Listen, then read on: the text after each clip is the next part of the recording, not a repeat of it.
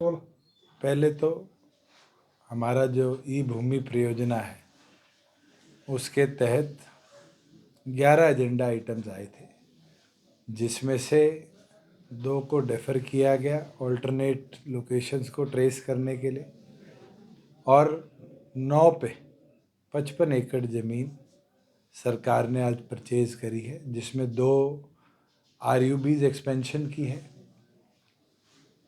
एक Khanpur medical college को रास्ते की है, एक फतेहाबाद की नई जेल बनाने के लिए ज़मीन है, और 5 ऐसे प्रोजेक्ट्स हैं जिसमें माइनर लैंड पैचेस हमारे प्रोजेक्ट्स में जो हॉल्टेड थे उनको भी आज high power land purchase committee ने नेगोशिएट कर परचेज करने का काम किया है। और मुझे लगता है कि 2 वर्ष पहले जैसे ई भूमि परियोजना में हमने लैंड परचेज का काम शुरू किया था, उससे लेके आज तक बहुत बड़ी मात्रा में हमारे जो हॉल्टेड प्रोजेक्ट्स थे उनको भी गति दे पाए, और नए प्रोजेक्ट्स जैसे गुलाची का बाईपास है, हिसार एयरपोर्ट की ऊपर से एक नया रिंग कंप्लीट हो उसकी परियोजना है, उनमें 70-75%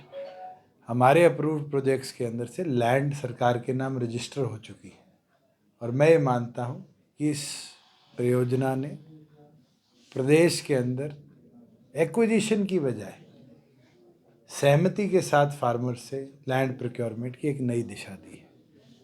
और आने वाले भविष्य में भी एक रिव्यू बाईपासेस के 9 प्रोजेक्ट्स का आज हमने लिया है, जिसमें 2 प्रपोजल बाडड़ा की आई थी, उसके अंदर फिजिबिलिटी के बाद हमने ई भूमि पे दोनों परियोजनाएं डालने का कह दिया है। जहाँ भी फार्मर्स के कंसेंट आएंगे उसको हम आगे टेकअप करेंगे।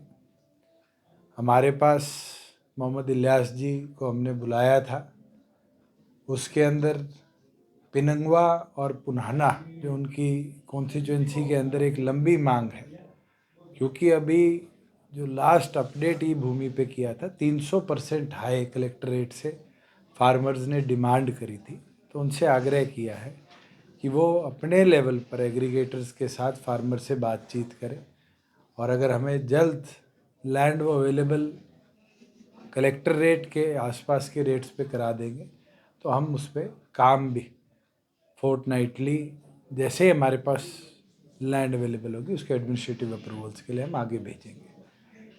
2 बादली कॉन्स्टिट्यूंसीज़ के अलाइनमेंट्स आज आए थे, उन अलाइनमेंट्स को रिवाइज करने के लिए आदेश दे दिए गए हैं, क्योंकि वो आबादी देह से बहुत दूर और एग्रीकल्चर लैंड को कवर करने के लिए बनाए गए थे।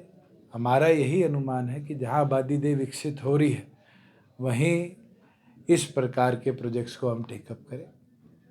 एक एजिटेशन हमारे KMP और दिल्ली JNPT वडोदरा जो एक्सप्रेसवे है मिंटकोला के अंदर, उसका चल रहा है। 2 अलाइनमेंट हमने प्रपोज कर दी कि दोनों अलाइनमेंट्स को ई भूमि पे हम डाल रहे हैं, और NHAI से भी आने वाले समय में दोनों अलाइनमेंट्स के साथ हम मीटिंग कर लिंकेज जो एक वो मास्टर क्लस्टर वहाँ बन रहा है उसके अंदर करवाने का काम करेंगे।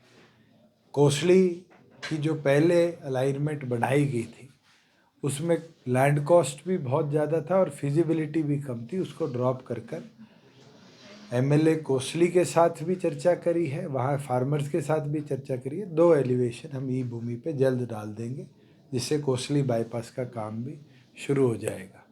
इसी प्रकार से गन्नौर बाईपास का एक प्रपोज़ल आया था कि गन्नौर का जो आबादी देह है वो NH रेलवे लाइन क्रॉस कर गई गाँव की तरफ बढ़ रहा है, उसको हम एक DPR के तौर पर एग्ज़ामिन करा रहे हैं कि उससे कितनी तो ट्रैफिक डेंसिटी हम चेंज कर पाएंगे, और फिर उसकी अलाइनमेंट को ई भूमि पर हम आने वाले भविष्य में डालेंगे, जिससे जो आबादी दे गन्नौर का है उसको भी आने वाले भविष्य में रिलैक्स ट्रैफिक कंजेशन से मिले, शहर के अंदर उस चीज़ का लाभ मिले।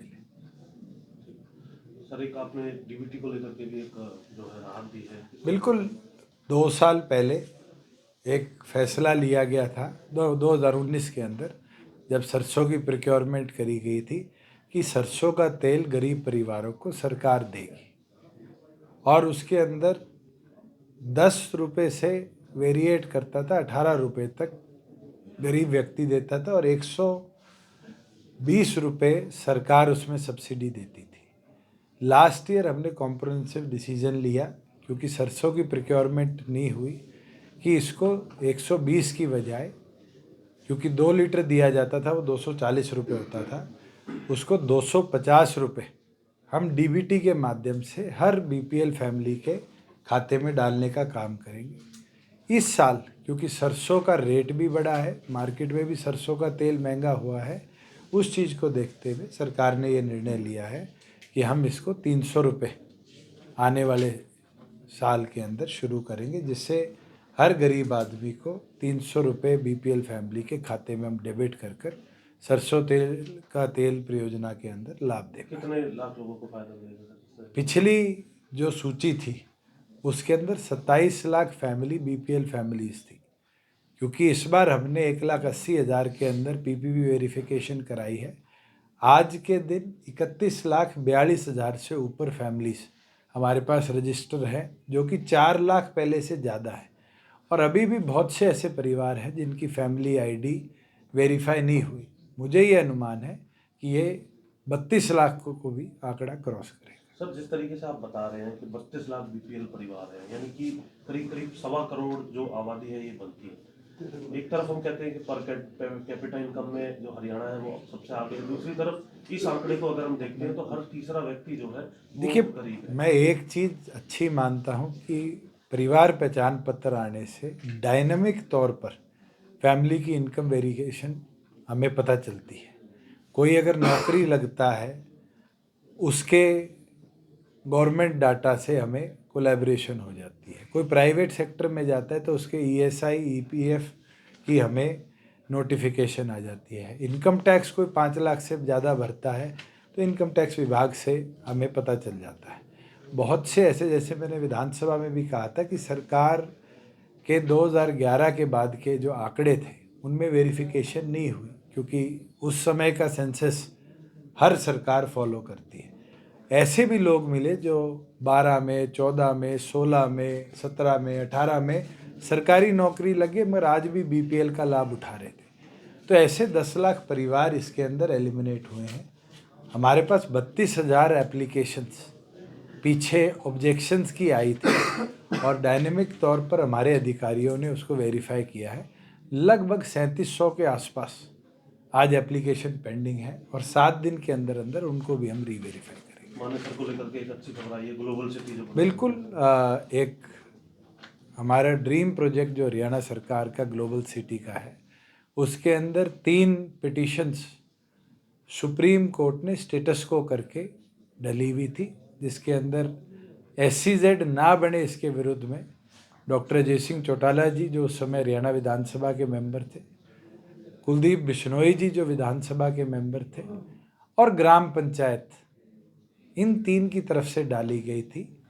और सुप्रीम कोर्ट ने हाई कोर्ट को डायरेक्शन दी थी पीछे कि इसमें हाई कोर्ट अंतिम निर्णय करे।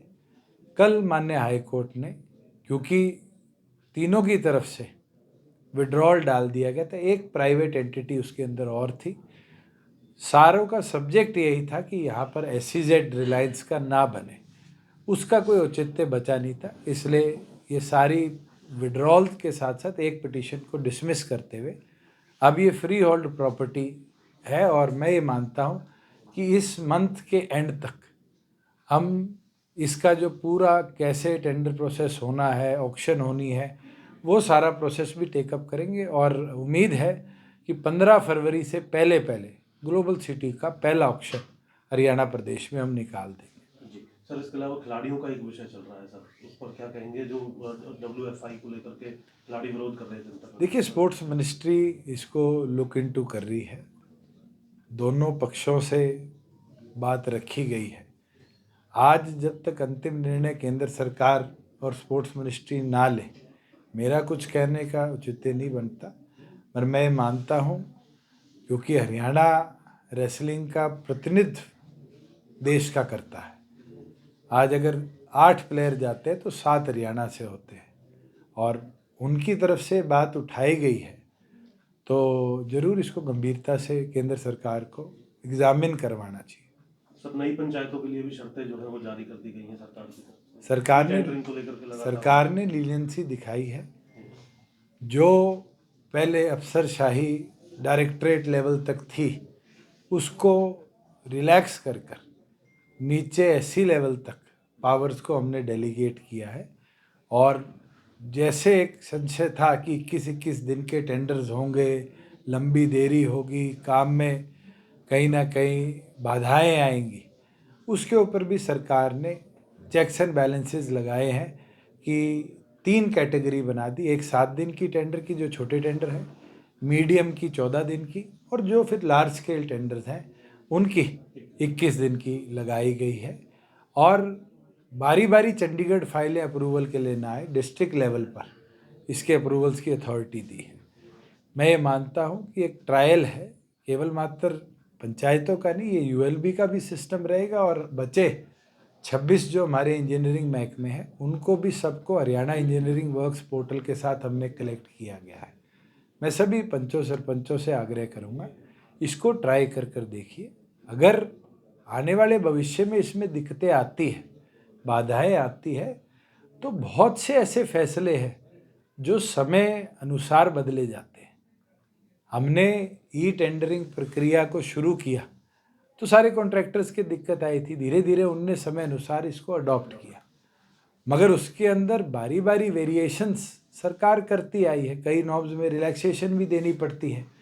अब इन्हांसमेंट की पावर पहले ईआईसी लेवल तक थी, अब सरकार ने कमेटियां बनाई हैं जिसके अंदर अगर 10% का इंक्रीज़ है तो ईआईसी लेवल तक इंक्रीज़ होगा, अगर 30% तक का इंक्रीज़ है तो एसीएस लेवल तक का होगा, और अगर किसी में 30% से ज़्यादा का इंक्रीज़ है तो उसको फिर कैबिनेट सब कमेटी है उसके अंदर ले जाकर उनको पास किया जाएगा।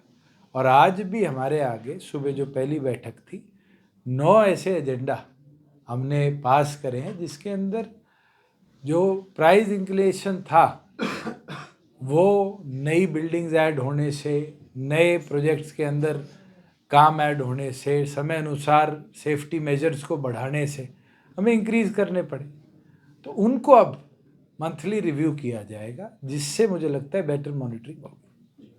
Thank you.